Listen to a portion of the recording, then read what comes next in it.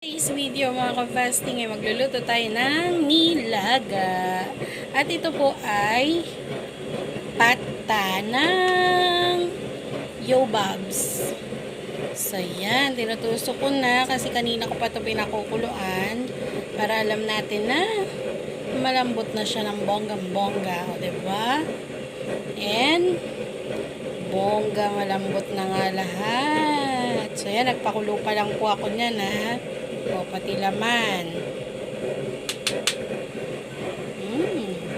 Ayan nga guys, nilagyan ko na siya ng sabang saging at patatas.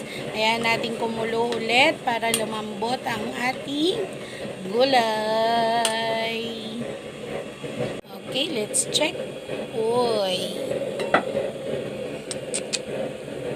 kulong-kulo. Saging at patatas natin sama ang karneng pata. Ano?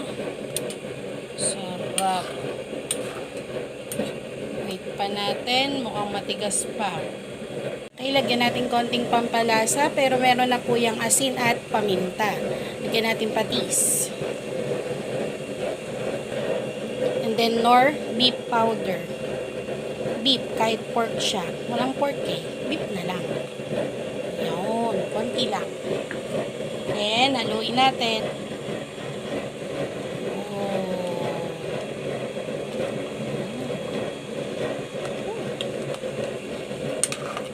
Uy, ang bango. Panis. Kinamay-may. Sarap.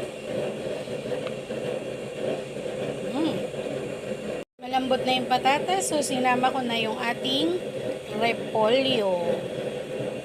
Hindi siya malubog kasi ang laman eh, ang dami nating laman. Pero mamaya naman lalambot na rin yan. Diba? So ayan lang natin maluto mga ka-fasting at meron na tayong nilaga. So, sarap. Sabi natin. Check kung malambot na ito. Okay na? Oh. Diba? Hindi magkasya kanina. No problem. Isang luto lang yan. Oh.